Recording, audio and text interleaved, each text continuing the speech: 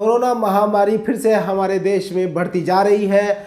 जैसा कि आप सभी लोगों को मालूम है, कोरोना एक और वेरिएंट के साथ, ओमिक्रॉन वेरिएंट के साथ में फिर से पूरे देश में फैलता जा रहा है और इसकी ये तीसरी लहर हमारे पूरे देश में फिर से फैलती जा रही है। अगर मैं गिनती की बात करता हूं तो अभी तक अमेरिका के जो टोटल मामले हैं वो 6.1 करोड़ पे नंबर 1 पे है और जो भारत है वो 3.6 करोड़ पे दूसरे नंबर पे है। और अगर मैं ब्राज़ील की बात करता हूं तो वो 2.3 करोड़ से तीसरे नंबर पे चल रहा है और जो यूके है, लंदन है, 1.5 करोड़ से चौथे नंबर पे है और फ्रांस जो कि 5वें नंबर पे है वो 1.2 करोड़ से दुनिया के 5वें नंबर पे चल रहा है। और लोग बाग इससे बहुत ज़्यादा इन्फेक्टेड हो रहे हैं। फिर से लोग बागों को ये बहुत ज़्यादा परेशान कर रहा है और जितने भी स्टेट हैं, राज्य हैं, वो सब लॉकडाउन लगाने पे मजबूर हो रहे हैं। जैसा कि दिल्ली में तो आपको पता ही है कि वीकेंड पे लॉकडाउन लगा दिया गया है, संपूर्ण लॉकडाउन। और जो एसेंशियल सर्विस है सिर्फ उन्हीं को जाने की इजाज़त दी जा रही थी, वरना कोई भी आ जा नहीं सकता था। पुलिस की सख्त तैनाती थी। और पुलिस से एक बात और मुझे याद आई, पुलिस में अभी तक जितने भी कर्मचारी हैं, दिल्ली के पुलिस कर्मचारियों को 1000 पुलिसकर्मियों को कोरोना हो चुका है। और इसी तरह मुंबई का हाल है। मुंबई तो हमारे भारत के अंदर नंबर 1 पे है, तो मुंबई के पुलिसकर्मियों को भी तकरीबन 1500 पुलिसकर्मियों को अभी तक कोरोना हो चुका है। हेलो दोस्तों, मेरा नाम है जावेद, आप देख रहे हैं मेरा चैनल जावेद वाला व्लॉग। आज मैं आपको कोरोना के बारे में बताने वाला हूं कि कितनी तेज़ी से कोरोना हमारे इंडिया में फिर से फैलता जा रहा है। अमेरिका के बाद हम दूसरे नंबर पे आ गए हैं, तो चलिए आप देख सकते हैं।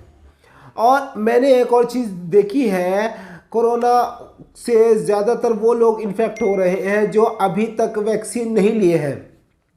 वैसे ये ओमिक्रॉन में हमने एक चीज़ देखी है, जिस तरह से पहले दूसरी जो लहर आई थी उसमें लोग बाग ऑक्सीजन से बहुत ज़्यादा प्रभावित हो रहे थे, सांस नहीं ले पा रहे थे। तो उस तरीके की अभी तक हालत नहीं बनी है। अभी तक लोग बाग मतलब नॉर्मली अगर इलाज सही से करा रहे हैं तो लोग बाग ठीक हो जा रहे हैं हफ्ते भर में ओमिक्रॉन से। इसी तरह 25 तारीख से जब मुंबई में पीक पकड़ी थी कोरोना ने, तो तभी 20,000 तक केस चले गए थे, 20,400 कुछ केस चले गए थे। लेकिन अभी अगर आप देखने जाएं तो 11 जनवरी तक की जो रिपोर्ट आई है वो अभी तक 11,647 लोग इन्फेक्ट हुए हैं मुंबई के अंदर।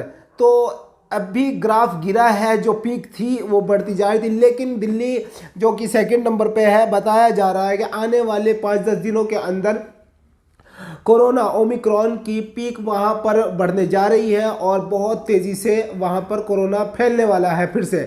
लेकिन दिल्ली सरकार ने बहुत ही कड़े इंतज़ाम किए हैं और फिर से लॉकडाउन लगाने की तैयारी शुरू कर दी है। उद्धव ठाकरे ने भी कहा है कि लगा सकते हैं, लेकिन अभी उस पर मशवरा चल रहा है उन लोगों का, लेकिन अभी तक लगाया नहीं है। यहाँ पर दिल्ली से भी पहले नाइट लॉकडाउन लगाया हुआ था, रात के 9 बजे से सुबह 6 बजे तक का लॉकडाउन था, जो कि अपने आप में एक मजाक है। और आपको पता ही है, रात को 9 बजे तो वैसे ही पब्लिक घर पे आती है और सुबह को 6 बजे के बाद ही पब्लिक घर से बाहर निकलती है। तो ये तो कुछ समझ में नहीं आया था, लेकिन फिर भी उद्धव ठाकरे साहब ने अपनी तरफ से यह कदम उठा लिया था।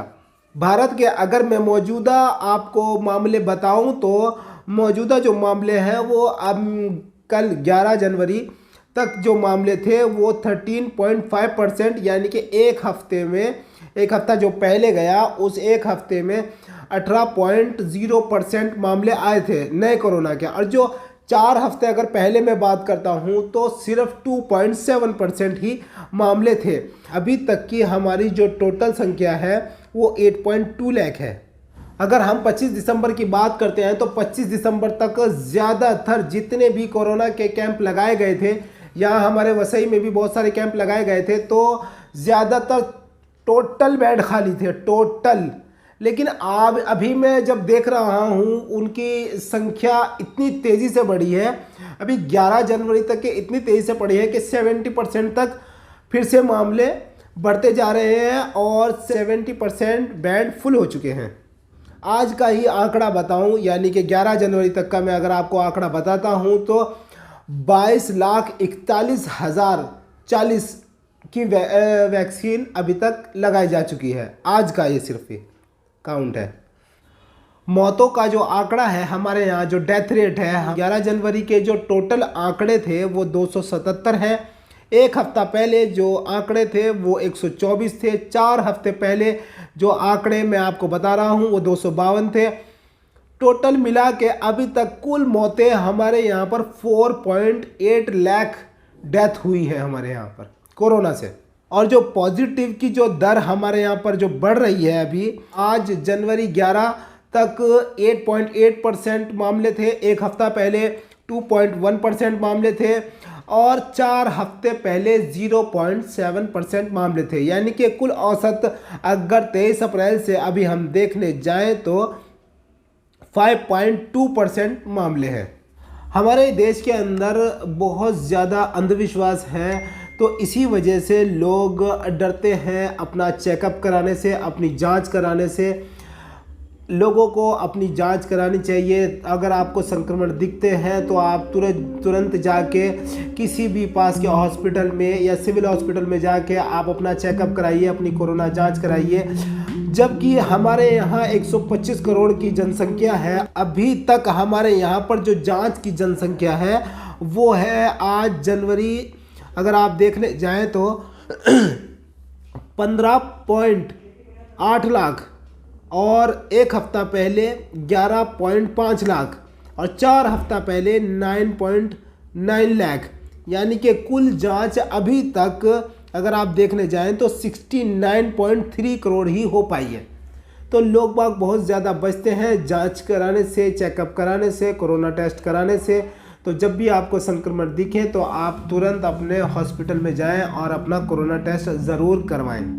अगर आप टेस्ट कराएंगे तो शायद आप क्या पता नेगेटिव ही हो, तो आप चेक कराएं तो आपका जो मन की दुविधा है वो भी दूर होगी और आप मन भी आपका संतुष्ट रहेगा।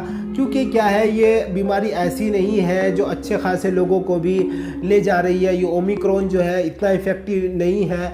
तो आप प्लीज़ जाइए अपने पास के हॉस्पिटल में। अब तक लोग इससे ठीक हुए हैं। अभी 11 जनवरी तक 70,000 लोग इससे ठीक हो चुके हैं। एक हफ्ता पहले 11,000, 8 हफ्ता पहले 8,000 लोग। तो तेज़ी से रिकवरी भी हो रही है, ऐसा नहीं है। इस मामले में अभी तक टोटल जो है 3.5 करोड़ टोटल हमारे जो पेशेंट हैं कोरोना के वो ठीक हो चुके हैं इस बीमारी से। और अभी तो आप देखेंगे मंडे से यानी कि 10 जनवरी से बॉम्बे के अंदर तीसरी वैक्सीन भी अवेलेबल है। आप तीसरा डोज भी ले सकते हैं वैक्सीन का। हमारे महाराष्ट्र के अंदर शुरू हो गया है तीसरा वैक्सीन भी लेना। तो आप जाइए और अगर आपके 2 वैक्सीन लग चुकी है तो आप तीसरी भी वैक्सीन ज़रूर लगवाइए और इस बीमारी से अपने आप को मुक्त कीजिए। उम्मीद है मैंने आपको ज़्यादातर सभी जानकारी दे दी होगी अब तक की। तो बस मिलते हैं फिर से किसी नई वीडियो में। अगर आपको मेरी वीडियो पसंद आती है तो वीडियो को लाइक, शेयर, सब्सक्राइब करना बिल्कुल भी मत भूलना। और अगर आपका कोई सवाल है तो मुझे कमेंट के ज़रिए लिख सकते हैं। मिलते हैं अगली वीडियो में, तब तक के लिए अल्लाह हाफिज़।